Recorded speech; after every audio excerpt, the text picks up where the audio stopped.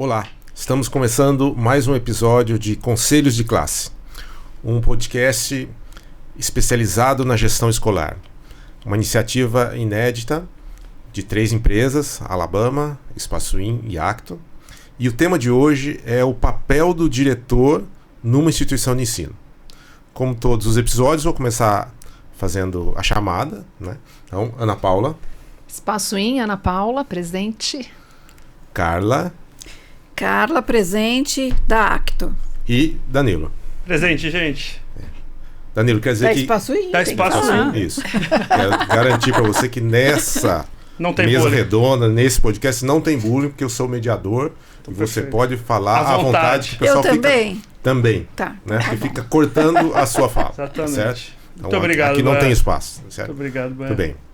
Bom, o nosso tema de hoje é o papel do diretor numa instituição de ensino. Aliás, esse vai ser parte de uma série que a gente vai fazer todos os cargos, né, na escola.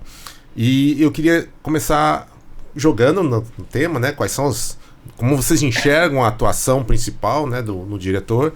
Mas eu acho que, para introduzir esse tema, eu queria dizer o seguinte. Vamos separar a figura do diretor. Porque tem escolas onde o mantenedor é o próprio diretor. Ele tem que tentar separar isso na cabeça dele, né? Nós vamos falar da figura executiva do diretor, que é aquele que tem a responsabilidade de mediar o dono da propriedade, ou seja, quem são os donos da escola. E aí, se é o dono, se é uma empresa familiar, é o dono da escola. Se é um grande grupo, é o conselho de acionistas. Se é uma escola religiosa, é a inspetoria, é a mantenedora. Então eu tenho ali o diretor, que ele tem que, de um lado, defender os interesses dos donos, e por outro lado ele tem que coordenar, gerir, dirigir uma equipe de colaboradores e colocar em prática a missão da escola, né? Então ele é o elo de ligação entre a propriedade e a empresa e fazer funcionar. Então é desse papel que nós vamos falar aqui hoje. Vou começar por ordem alfabética também aqui. Ana, o que você tem a dizer sobre o papel do diretor? Baita desafio. Se pegar da ordem alfabética, dá certinho. Ó. A, B, C, D. Isso. Ó, que Cê coisa viu? mais linda. Na Paula, Baiar, Carlos e Danilo. Exatamente. Gente, dentro do papel do diretor, eu fico pensando em algumas coisas que é o foco na solução. Ele tem um desafio hoje, né, que é focar na solução. Por quê? Quantos problemas chegam para o diretor? Seja como dono, seja como o líder. Se ele só ficar preso no problema, na escuta do problema, ele vai administrar a reclamação e nunca a solução. Então, eu acho que isso é um papel extremamente importante. Estou saindo, né? Eu trabalho muito com RH, mas estou saindo daquela descrição formal, mas por uma coisa que eu vejo muito, que é o que eu faço, o que eu vou fazer, e um desgaste desse papel. Por quê? Porque ele está preso numa reclamação constante. E aí, quando as pessoas trazem um problema para ele, me conta, o que aconteceu? Em vez de fazer a seguinte pergunta: tem saída? Qual é a solução? O que você propõe? E muitas vezes esta é a pergunta que a gente tem que fazer para fazer o funcionário, inclusive, pensar. Porque ele fica num desgaste porque ele não treina o funcionário a ser um funcionário pensante. Carla, você que propôs esse tema pra gente. Tá certo. Eu acho que é muito complexo esse tema, na verdade. Primeiro, eu queria colocar que eu penso que o diretor ele não pode resolver, ele não pode receber problemas. O papel dele é muito mais, vamos dizer assim, preventivo do que resolutivo. Por isso ele precisa ter um conjunto de atitudes antes dessa questão do resolver o problema, né? Mas eu penso que, assim, uma instituição, ela tem que ter uma cabeça, seja ela de que natureza jurídica ela for. Ele pode ser mantenedor, ele pode ser o diretor pedagógico, ele pode ser o diretor executivo ou financeiro. Acho muito complicado, na verdade, essa figura de um diretor pedagógico, um diretor financeiro, porque aí já tem um embate entre duas áreas. Eu acho que já cristaliza dois times, exatamente.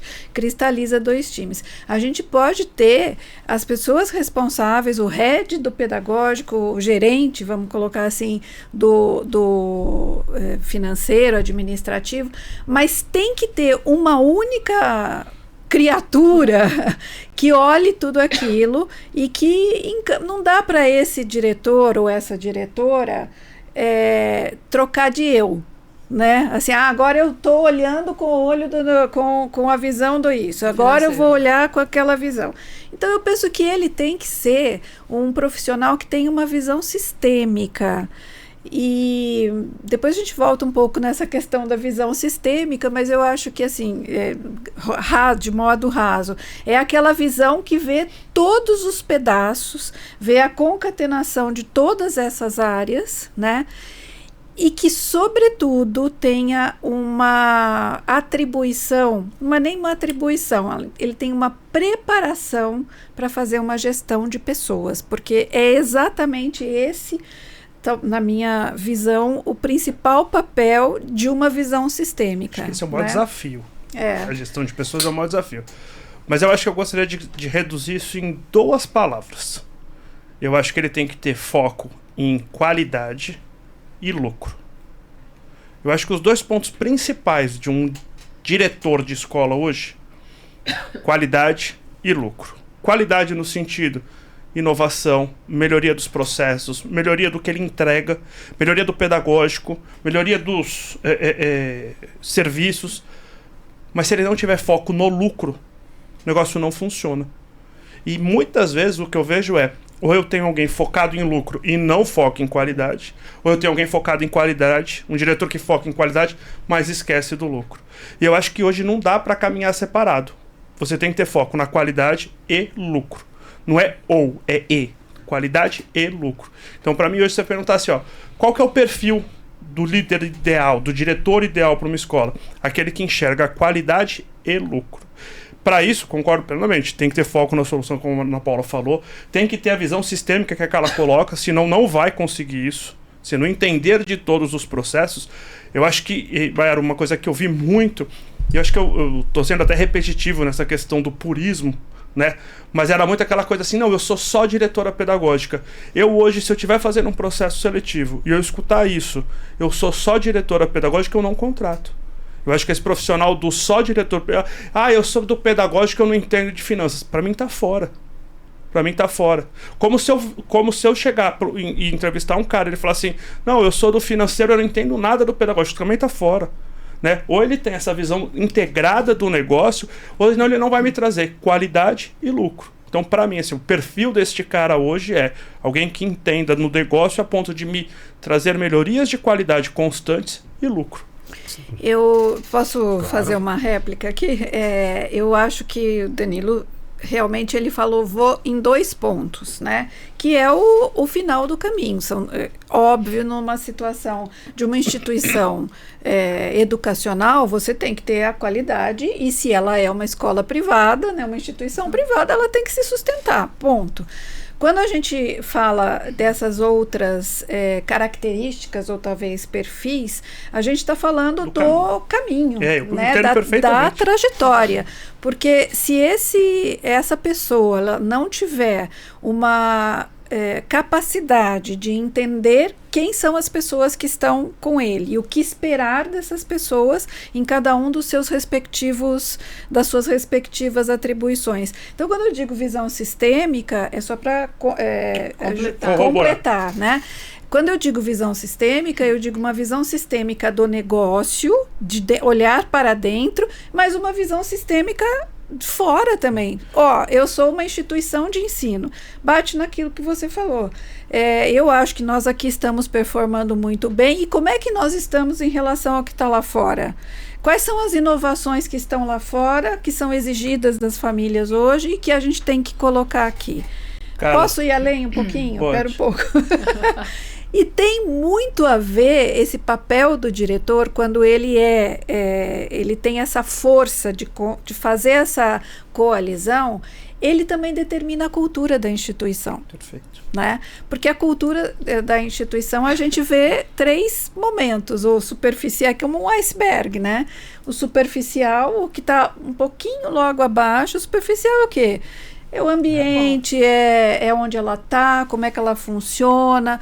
O que está ali no meio são as pessoas. O que elas trazem? Mas o que está lá embaixo, dando sustentação no iceberg, é o quê? São os valores que a ação dele determina, né? E que ele traz. Se ele é o mantenedor, são os valores que ele traz para o negócio dele. Se ele é o diretor representante do mantenedor, ele também tem que ter valores que representem aquele dono, aquele mantenedor, né? O caminho, ele é muito mais longo. Sem dúvida. Tem que ser muito bom de comunicação. E comunicação não é oratória só. É oratórica, retórica, dialética, dialógica, né? Toda essa capacidade dele falar. Ele tem que ser muito bom de relacionamento.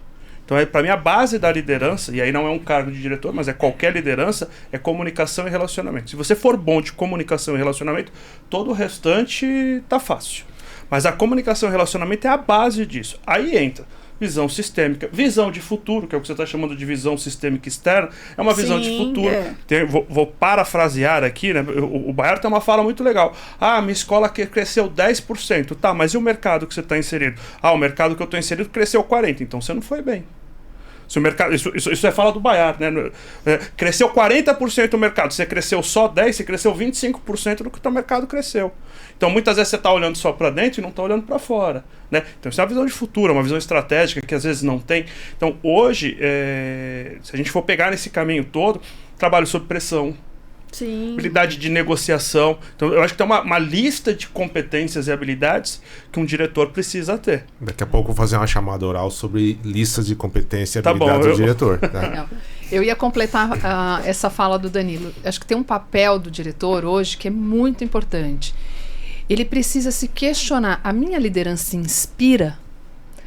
Um diretor, ele precisa inspirar, né, os seus liderados. Por quê? Como que as pessoas estão vendo a minha liderança?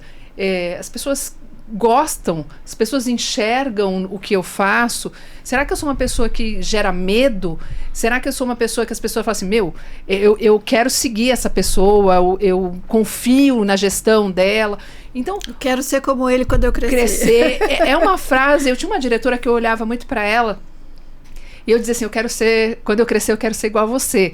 Ela era brilhante, ela é brilhante, né? E ela tinha exatamente esse olhar, ela tinha uma visão da gestão da escola como um todo, uma elegância, e eu falava assim para ela, eu quero ser como você quando eu crescer, né? E maravilhosa. Então é isso, como que a sua liderança inspira? Você já se questionou isso? Ou as pessoas têm medo de você? Quando o Danilo falou de comunicação, eu lembrei que ele falou de comunicação não é só falar bem ou oratória, né? Eu me lembrei do Rubem Alves. O Rubem Alves, ele tem uma fala que diz o seguinte, eu vejo muita gente dar curso de oratória, isso tá no mercado aí em relevância, né? E eu sempre pensei em montar um curso não de oratória, mas de escutatória. Perfeito. Porque é fundamental saber escutar. Ele fala, só que eu não montei porque eu acho que eu vou morrer de fome, que ninguém quer escutar, né? Todo mundo quer falar, todo mundo quer falar bem. E escutar é fundamental para ter essa visão sistêmica, para entender os colaboradores, para compreender melhor a situação, para poder agir. Bayard, você sabe que desde 2012, eu dou um curso de liderança. Já passaram mais de 2.000 alunos. E eu faço a formação de líderes pela mentoria. Mais de 450 mentorados, né? E tem uma das coisas que eu trabalho muito que é a escuta atenta. E a escuta atenta vem da psicologia positiva, né? Vem da programação neurolinguística. A escuta não está no ouvir, mas está no silenciar. E aí, muitas vezes, então hoje o que eu trabalho muito, que para mim é papel fundamental para um líder, é fazer a sessão reflexiva, ou one-on-one, né? O um-a-um ali com o seu liderado para fazer desenvolvimento. E o que eu mais falo é assim, você fez uma pergunta? Silencia, porque dá tempo do outro pensar. A gente muitas vezes faz uma pergunta para o nosso liderado, o olhinho dele está lá em cima pensando, e eu estou fazendo a segunda, a terceira, a quarta, eu não dou tempo dele construir o pensamento. Então, a escuta atenta está no aprender a silenciar. E é muito difícil, porque a gente tem uma mente inquieta. Então, mas aí eu vou te devolver por causa do seguinte, eu concordo com você, mas quando a gente também faz alguns cursos de liderança, o silenciar tem uma diferença. Nós estamos os três em silêncio aqui enquanto você está falando. Mas esse silêncio é um silêncio escutar? Não. Ou é um silêncio esperando a vez de falar? Não. Porque se você está em silêncio esperando a sua vez de falar, você não está escutando. Mas esse não é o Exatamente. silêncio. Isso. Esse não é o silêncio. Aí acontece uma coisa que a gente fala diálogo interno. Então, se você está em silêncio, mas num diálogo interno, você não está em silêncio. Exato. Sua mente está lá dentro conversando com Você você não está mesmo. prestando atenção no outro. Exatamente. Então, quando a gente fala da escuta atenta, é a capacidade de se concentrar 100% naquilo que o outro está falando. Porque muitas vezes o outro está falando, mas você perde expressão facial, você perde o tom de voz. Tem uma pesquisa de um professor da Califórnia chamado Mehrabian, que ele fala que o impacto da comunicação, apenas 7% é as palavras. Os outros 93% está dividido entre tom de voz e expressão facial, sendo que 55% desses 93% é expressão facial. Então, se você está num diálogo interno, por mais que você olhe para mim, por mais que você esteja me ouvindo, você não está presente. Deixa eu aproveitar, assim, só abrir um parênteses, que assim, ó, estamos falando de diretor. E Otto Scharman ainda fala da presença efetiva, que também é outro cara que fala muito legal sobre A isso. gente está falando do papel do diretor, mas isso que você falou, só um parênteses para assim, atendimento. Quem atende ali ou na secretaria, não atenda com a cabeça baixa e não olhando para a pessoa. Isso é o básico, mas tem muita gente, você vai em escola, tem muita gente que ainda faz isso. Eu vou te falar uma coisa, quando eu faço formação de profissionais de matrícula, essa é a primeira coisa que a gente tem que falar. Eu acho que essa questão da linguagem não verbal, que pode ser de várias formas, essa questão das entonações, que é uma linguagem não verbal também. Você tem que estar presente na conversa. Você tem que estar presente, inteiro. porque isso cria o quê? Cria conexão. Que se a gente for analisar aqui mais aprofundadamente, essa primeira situação de ouvir o outro, mas ouvir de verdade, não é ouvir com a orelha, é ouvir com o cérebro, ouvir com o coração, você já criou uma conexão positiva. Porque o nosso cérebro, ele faz, gente, mais ou menos 35 mil sinapses por dia. Esse movimento de pegar um copo de água, eu faço de um jeito... O meu faz umas 200. Não. A gente faz mesmo. Quando tá produtivo, né? Não, a gente faz mesmo. E pequenas coisas. Então, o nosso cérebro, para economizar energia, o que ele faz? Ele vai pelos caminhos que já estão, trajetos que já estão traçados. Se eu não demonstrar isso para o outro, isso em qualquer situação, pode ser com o nosso adversário em casa, com a nossa adversária, né? Meu cérebro de economizar energia, ele entende bem.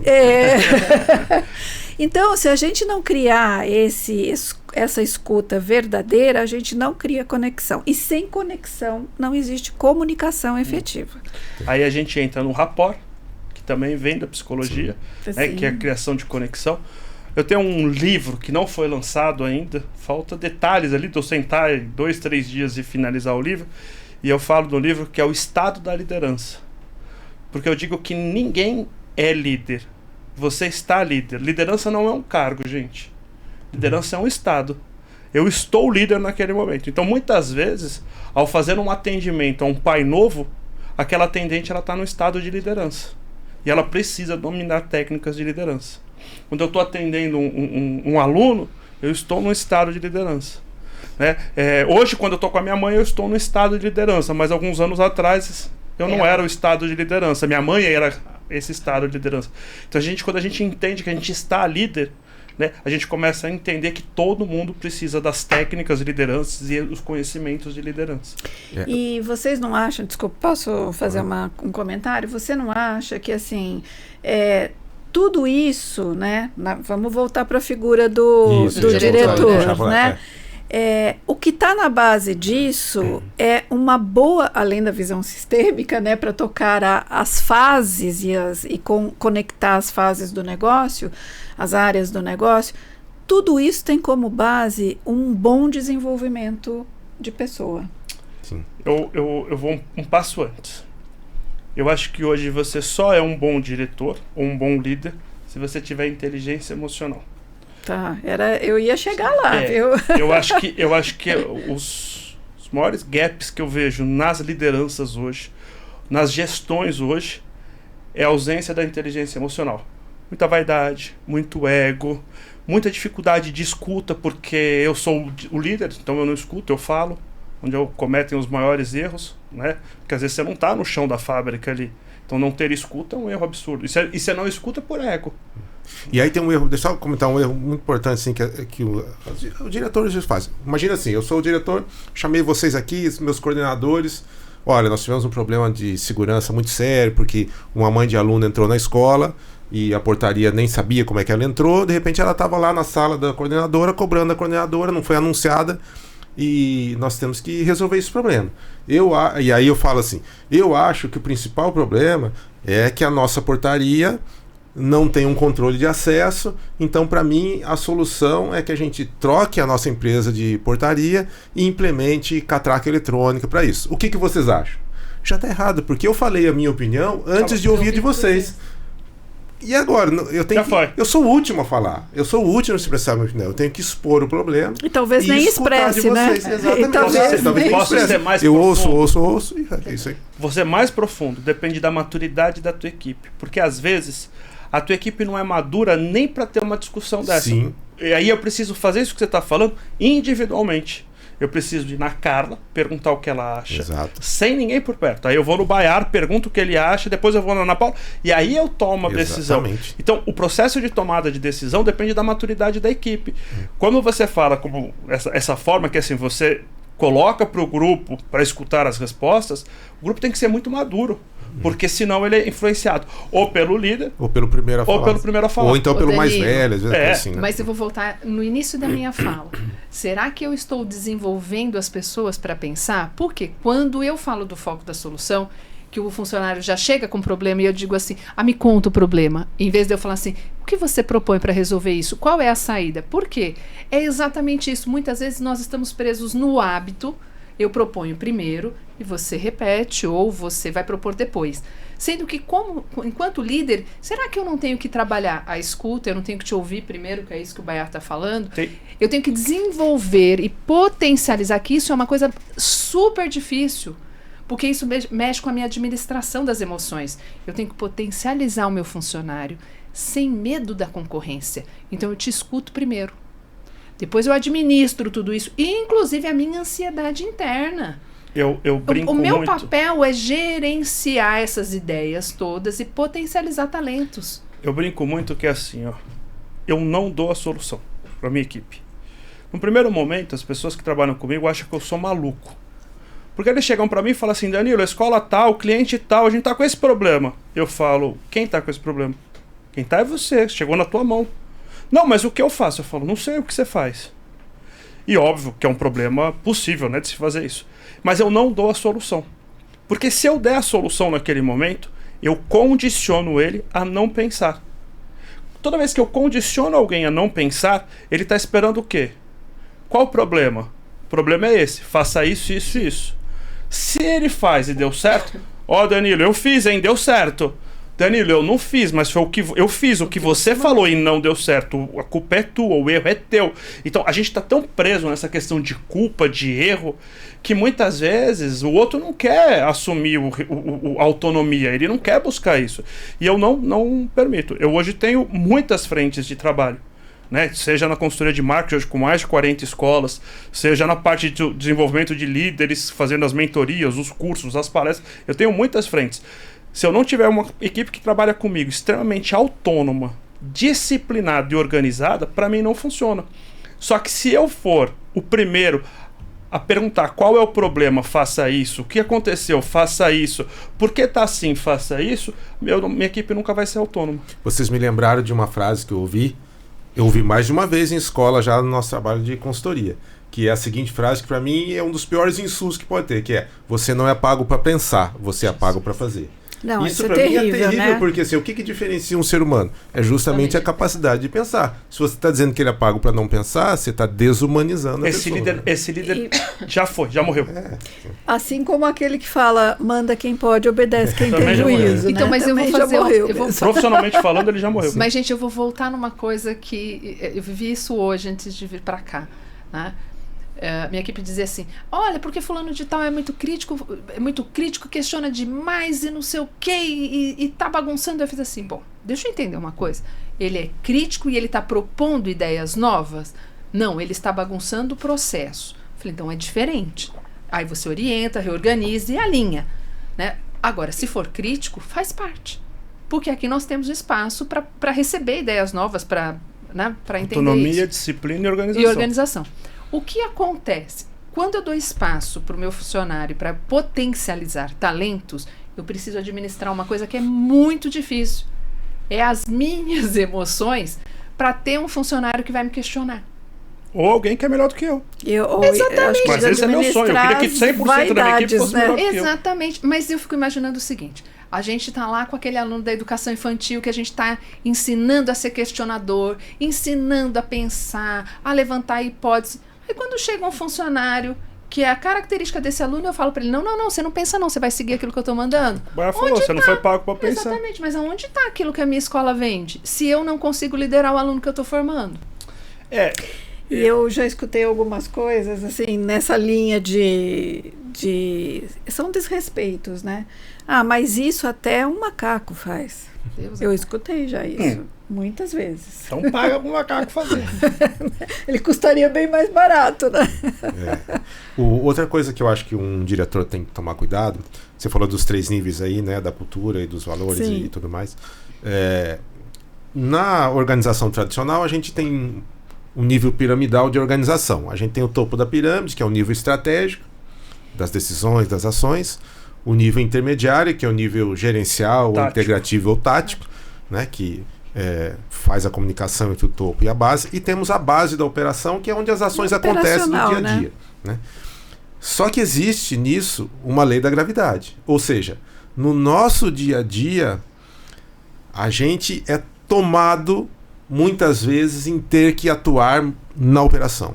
Então o diretor ele tem que tomar cuidado para não deixar a lei da gravidade dominá-lo e ele só passar a fazer as coisas operacionais e deixar de ter essa visão sistêmica, essa visão holística de pensar no médio e longo prazo de uma instituição. Porque ele que tem que fazer isso. E se ele não fizer, ele deixa a escola sem rumo. A equipe dele está fadada a ter insucesso. Exatamente. Se ele acha que ele só tem que apagar incêndio, tem alguma coisa errada. E não, Carla, eu vou mais, não é só a equipe, é a escola. A escola, o negócio, o né? negócio, né? Tá certo, fadado isso a... mesmo. Não existe isso de eu não tenho tempo para fazer isso. Tem uma coisa errada. O liderado erra por 2 motivos. Só 2 motivos. Desafio vocês a me dar um motivo que não caiba nesses 2. Desconhecimento e má fé. Todo erro que uma pessoa comete ou é desconhecimento e é má fé. Má fé não cabe. Má fé, se você descobriu que ele está errando por má fé, manda ele embora. Sabotagem, né? Sabotagem. Isso se chama sabotagem. O outro é desconhecimento. Se ele erra por desconhecimento, é responsabilidade do líder. O líder não acompanhou, o líder não treinou, o líder não orientou. Então, quando a gente olha para isso, assim, é muito importante um líder presente, um líder atuante e principalmente um líder que desenvolve. Hoje, o que eu mais vejo, Baiar, é isso, esse achatamento que você está falando, são líderes operacionais, que não investem tempo no desenvolvimento da equipe. Por isso que ele tem que descer no operacional. Exato. Então, assim, como ele não gasta... ele não delega, por exemplo, ele não o delegar consegue, é um desenvolver. Né? Exato. Quando eu delego algo para alguém, eu estou transferindo poder e confiança. Mas não a responsabilidade. A responsabilidade é do continua do líder. É óbvio. Só que, por exemplo, quando eu delego, eu preciso entender que o delegar consiste em acompanhar, em preparar, ver se tem recursos suficientes para isso, é colocar um prazo para que isso aconteça, um tempo limite, é ser específico no ato e não delargar. Porque muitas vezes o delegar eu delargo. Tipo, eu passo para você e esqueço. Né? Porque a responsabilidade continua sendo do líder. Exato. Né? De novo, gente, percebe como tudo que a gente está discutindo aqui volta em qualidade e lucro? Eu acho... Eu tenho uma visão um pouco diferente. Então coloca. Eu acho que... que eu não queria fugir, mas assim, eu acho que o lucro é consequência da qualidade. Não... Mas o inverso nem sempre é verdadeiro. Nem toda qualidade gera lucro. Mas você não consegue ter lucro, ter resultado em médio e longo prazo por muito tempo se você não tiver a qualidade. Você acaba... Acho que tem uma ordem aí nisso, entendeu? Qualidade e lucro. Qualidade gera lucro. Tá? É que se a gente for pensar da máxima que para gerar lucro eu posso sempre cortar custos e vou matar a qualidade... Eu posso, não para sempre, mas por um período de tempo. Um período curto. Mas por aí período você... de tempo eu posso ter lucro. Por isso que eu falo que o foco tem que ser qualidade e lucro. Não pode ser ou. Isso. Porque o ou é isso que a gente tá falando. O ou é momentâneo. Né? E agora também é muito comum, quando a gente vê muitos diretores que eles se perdem nos vislumbres da qualidade e esquece o lucro. Que também é tão momentâneo quanto o lucro sem a qualidade. E aí a gente tem que tomar um cuidado, por exemplo, nas grandes empresas, às vezes chega um diretor novo numa escola e ele, para ter resultado no curto prazo, ele corta custo. Ele faz um estrago, né? E às vezes ele corta custo diminuindo a qualidade, mas no curto prazo, ali 1, 2 anos, dá um resultado financeiro.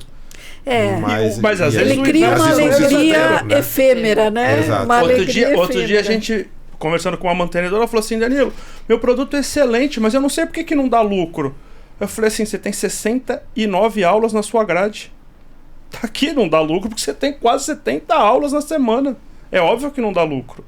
Né? A mensalidade que você cobra não comporta isso aqui. Pela mensalidade. Pela mensalidade não comporta. A mensalidade da escola dela deve gerar perto de R$ 2.500. Não, jamais. Né? Não comporta. Né? Então fala, depois eu vou... Então, mas eu só queria retomar um pouco, puxar aqui naquilo que você estava falando do delargar ou delegar, né? E o quanto o delegar, ele não é uma coisa simples. Ele começa na questão de...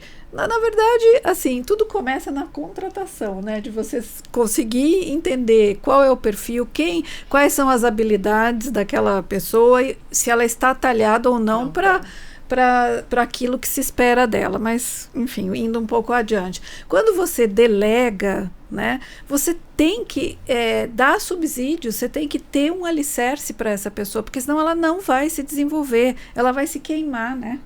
É isso que vai acontecer. E aí, eu estava assistindo vocês no episódio anterior, né? Falando do atendimento, das pessoas e tudo mais. Então, assim, quando você diz que o gestor, ele não investe na formação, vamos falar desse time mais operacional, né? Ele não investe, porque esse gestor, na cultura dele, na cultura que ele traz, ele não enxerga, ele pode até, se isso não for verdadeiro, ele daqui para fora ele fala, não, todos nós somos necessários, nós todos é que fazemos a máquina ir à frente, mas ele não investe. Então, já está errado por esse prisma, né? Ele não investe. Quando ele chama, às vezes, nossas empresas para fazer um treinamento de uma sala de matrícula, por exemplo, ele fala, vocês fazem isso em 3, 4 horas no sábado, porque eu não posso pagar hora extra além para os meus funcionários lá da matrícula. Ou quando ele não disponibiliza, por exemplo, eles fazem cursos de gestão, de liderança. Não é uma coisa... Você consegue ensinar o que você tem a fazer? Você consegue construir em meia tarde? Não em uma tarde? Nem em um dia. São dias. São imersões. Então, assim, parte daí. Eu acho que é essa visão que um diretor tem que ter. Se ele é um desenvolvedor de pessoas, ele tem que minimamente promover as condições para desenvolver as pessoas, né? Carla, e essa questão do delegar, ela passa por uma questão da inteligência emocional. Qual é a maior dificuldade? Para delegar, eu preciso confiar. Se eu não confio, eu não delego. E uma outra questão que é muito difícil para o líder, eu faço mais rápido que você. Então, se eu tenho que te ensinar... Mas se eu tenho que te ensinar, eu já faço. E aí isso que entra na inteligência emocional. Eu vou te ensinar até quando? Aí vai até quando? Aí vai no que você falou. Mas você não contratou? Mas o seu papel não é desenvolver? E aí depois no final do dia, esse líder termina o dia como? Ele não chega nem com vida em casa para ter uma condição para a família dele. Então muitas vezes as pessoas falam assim, vai falar de inteligência emocional, eu já sei o que é. Não sabe. E tem um baita preconceito no sentido de achar que... Não sabe porque inteligência emocional dói. Que é mimimi. Isso, inteligência emocional dói. Ó, inteligência emocional mexe com a tua vida no dia inteiro. Autorregulação ou autocontrole, empatia, otimismo, motivação e habilidade social. São 6 itens que juntos formam... O primeiro deles é autoconhecimento. Gente... Só aí já dói pra caramba. Eu quero falar, autoconhecimento dói. Autoconhecimento dói. E as pessoas não têm autoconhecimento porque elas precisam mexer em coisas que elas não querem mexer. Então, muitas vezes, é assim, tem líder se perdendo porque ele não sabe como funcionam as coisas dentro dele. Simples assim. Já tá passando da hora. Então, nossa, vou fazer a chamada oral, tá certo?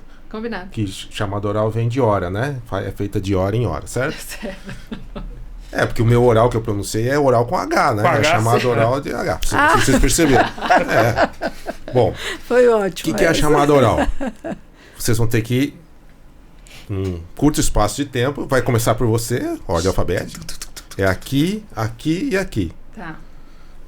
Eu não vou prestar atenção no que ela está se falando dessa forma. Não vou conseguir prestar atenção de verdade. Tá vendo? A gente já não faz aquele silêncio interno. Já tá acontecendo. Eu vou facilitar para vocês. Vou mudar a ordem. Então, vai começar aqui e vai ser assim, ó. Tá? Vai ser assim, ó. Então, daqui para lá, para cá. São funções, o que um diretor de escola deve fazer. O que precisa fazer. Fazer ou ter? Fazer, ter, assim, características do cargo diretor de escola. Mas é curto e falou, vai você. Ping-pong. Isso. Tá. É tipo 30 segundos. Tipo jogral. Uma palavra. É jogral, assim. É uma palavra ou uma frase curta, tá certo? Você vai ter a única que tem tempo para pensar nisso. Podemos fazer? Podemos. Então vamos lá. Ana Paula, o diretor precisa fazer o quê? Habilidade de escuta. Certo. Comunicação. Conexão entre as áreas. O Raul perguntou. Ai, Jesus amado. Vai apitar e você vai perder o lugar. É a administração do tempo. Tomada de decisão. Escuta. Saber pode repetir, né? Não pode. Não pode repetir. Então eu falhei aqui. Pode ir, vai. Daí eu já vou olhar duas. Se tocar sirene, você tem que pegar o seu banquinho e sair. É difícil. Essa cadeira é pesada, hein? De mansinho. Saber lidar sob pressão. Olha aqui. Foco na solução. Mas ela também já falou isso. Então não pode. Repetir não pode. Não então pode repetir. Não, relacionamento. Certo. Comunicação. Ok. Comunicação eu já falei. Já falou. Então, Baiá. Eu tô muito ruim como mediador, né? Tá péssimo, Baiá. Ou seus alunos aqui não estão assim. Você tá péssimo, é que os meus auxiliares, porque eu sou o apresentador. Estão dormindo, seus auxiliares vou dar uma dica. Aquela parte que você falou do treinamento. Pois é, treinar, desenvolver pessoas. Aí ele passou a cola aqui. Última rodada. E implantar sala de matrícula, se quiser ter lucro, como ele falou. Disciplina. Eu acho que o diretor ele tem que entender de pessoas. Certo. Eu tenho mais uma, Baiá. Vai. Olhar para o futuro. Saber aonde ele quer levar a escola dele. Não é estar daqui 5 anos, mas assim, para onde ele quer levar. A gente está com tanta mudança que eu preciso entender quem eu quero formar, o que eu quero oferecer. Porque o mundo tá tudo mudando. A gente está falando hoje de inteligência artificial. Como é que vai estar a minha escola preparando essas pessoas? Eu trago isso de novo para reflexão que eu bato em todo episódio que eu participo. Pode vir inteligência artificial, pode vir robô, pode vir o que quiser. Nós precisamos entrar no esforço de profissionalização. Estamos vivendo a era da profissionalização na área da educação. Então você precisa ter um esforço de profissionalização em todos os setores da sua escola. Agora eu lembrei de uma aqui, Vamos tá lá? vendo? Teve tempo aqui enquanto ele tá falando, nem sei o que ele falou, mas... Voltamos pro negócio da escuta. Então, não pratiquei essa habilidade aqui. Mas eu acho que é muito importante também um diretor, ele entender o que é inovação, o que é modismo. Acho que isso é uma reflexão bem importante. Por isso que eu gosto do foco na solução. Foco na solução, eu tenho um problema e eu preciso solucionar. Então, qualquer coisa que eu faça ali é solução, é inovação.